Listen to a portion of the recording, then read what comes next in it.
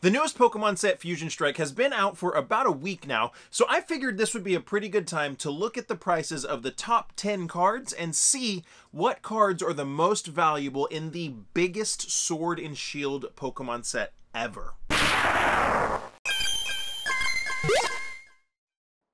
What's going on, everybody? Welcome back. You're watching the channel Dr. Applesauce 2. My name's Will. It's another beautiful day here in Texas. I hope you guys know that I love you, that God loves you, and that there is an awesome plan for your life. Today, we're going to take a look at the top 10 most valuable cards from Fusion Strike. Now, Fusion Strike is a set that has a lot of people really talking. I personally do not care for this set because it is over 280 cards with secret rares, and the 10 cards that we're going to talk about today are very, very hard to pull. So in order to actually pull these cards, you may have to open a lot of product, and this video is also going to beg the question that I brought up in previous videos about previous sets. Maybe you should just open a couple boxes to have fun and then buy the cards that you want. Guys, if this is your first time to the channel and you like all things Pokemon, I try to bring y'all 2 to 3 videos a week on Pokemon, so if you don't want to miss anything, hit that subscription button and that notification bell. So let's take a really good look at these cards, and nobody's going to be surprised that out of the top 10, 5 of them are Mew cards. Also, real quick shout out to Redline on Facebook. If you guys don't know who Redline is on Facebook, this is not sponsored by them.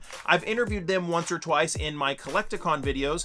If you're not following Redline on Facebook and Redline Ash, just you're missing a great person in the community that doesn't want to do anything but have fun with you guys and put on great live streams. So you should check out Redline on Facebook. Check out his live streams. He doesn't even know I'm doing this. He's a great guy and has a great community. Check out his stuff. All right, so coming in at the 10th most expensive card in the new Fusion Strike set is the Mew V full art card, coming in right around 26 bucks. So this is a full art, not an alternate art or anything. It's just essentially a variation of the Mew V. So we have the Mew V full art card, which is a good looking card. Mew is very, very popular, so I'm not surprised that this is coming in at the 10th most expensive card in the set. Coming in at number 9 is the Celebi V alternate art, coming in around $40. Now, you might remember Celebi V as being a promo card for previous sets and previous things in Japan, and then we hadn't seen Celebi V alternate art in the sets that we were expecting it to be in. Well, it is in Fusion Strike. So Celebi V alternate art, it's a gorgeous card, and it is it's a card, it's a legendary Pokemon that a lot of people love, a lot of people like. We've got a Celebi amazing rare, obviously, in previous sets. So this Celebi V alternate art is coming in the number 9 spot at right around 40 bucks. Coming in at number 8, not surprisingly, is another Mew card. Like I said, half of these cards are going to be Mew cards, and this is just going to be the regular Mew VMAX card. Actually looks really, really good. All of the 5 Mew cards that are in the top 10 all look great. I have to be perfectly honest with you. Pokemon did a really good job with these cards, but the Mew VMAX that's coming in at just over 40 bucks for the number 8 spot. The next 2 cards both have really interesting abilities that I think might actually be kind of worth building decks over or seeing how they work. I'm excited to see what Tricky Jim does. Tricky Jim is a great YouTube channel, and they do all videos about gameplay of Pokemon TCG, and so he's always building, Andrew's always building new decks and stuff, so I'm excited to see what Andrew over at Tricky Jim does with these next 2. But coming in at the 7th most expensive card in Fusion Strike is the Genesect V alternate art, coming in just at 47 bucks. So all these alternate arts looking great. I did speculate a while ago if Pokemon's going to start doing so many alternate arts that they're going to start kind of being like the rainbow rares. Even if that is the case and we start getting inundated with alternate art after alternate art after alternate art, they still look better than rainbow rares. And coming in at the 6th most expensive card for the Fusion Strike set is the Inteleon VMAX alternate art. This card's coming in right around 67 bucks, and not only is this card beautiful, not only does it look really, really good, but it actually has an ability that's quite interesting that is going to be similar to an Inteleon, just a regular old Inteleon rare that we've seen in the past, but the ability Double Gunner, you must discard a water energy card from your hand to use this ability. Once during your turn, you may choose 2 of your opponent's bench Pokemon and put 2 damage counters on each of them, meaning you can do, 20 damage each of them, which can be a great way, if you're using Inteleon VMAX to do his G-Max Spiral. You may place any Energy card attached to this Pokemon into your hand. If you do, this attack does 70 more damage, do 140 damage, boom, and then every turn you're doing 20 damage to 2 Pokemon on the bench. You could really whittle away at an opponent with this Inteleon VMAX, and I think it's really cool, the artwork. He's chilling there, like, I don't know, on top of a mushroom or something, kind of like doing a sniper move. This is a pretty cool card, and coming in at the number 6 spot and being valued at around 67 bucks right now, I think it deserves to be there.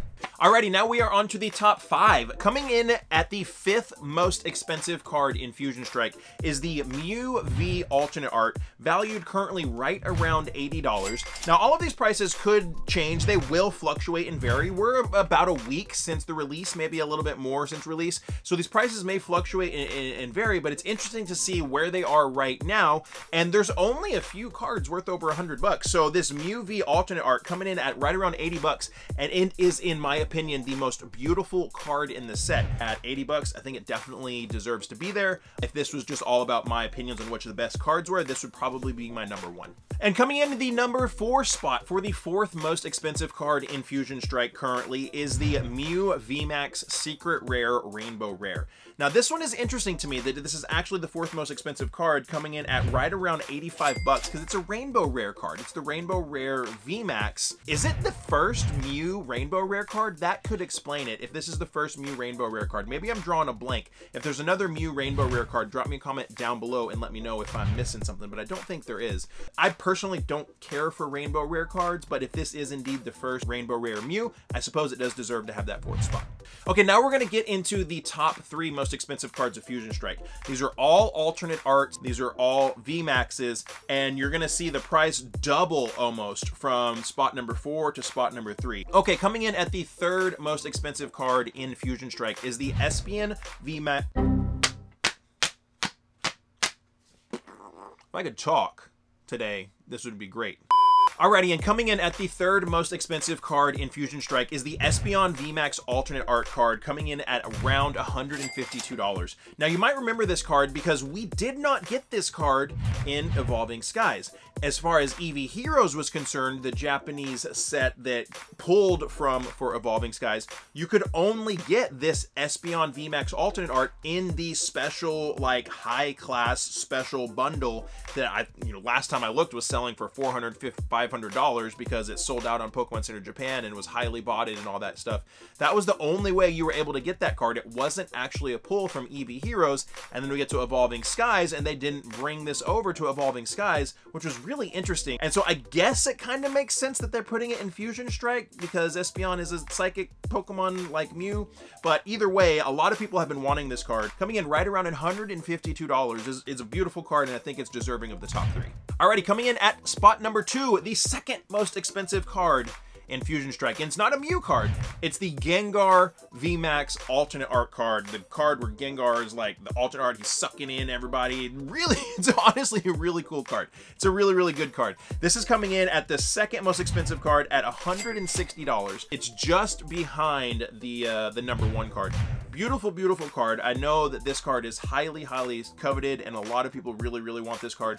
And it's only beat by the number 1 spot, which, I mean, is anybody surprised that the number 1 spot in Fusion Strike, the set kind of around Mew, which is probably the only thing making this set really popular, is the Mew alternate art VMAX card, coming in at right around $162. So it's just barely beating Gengar.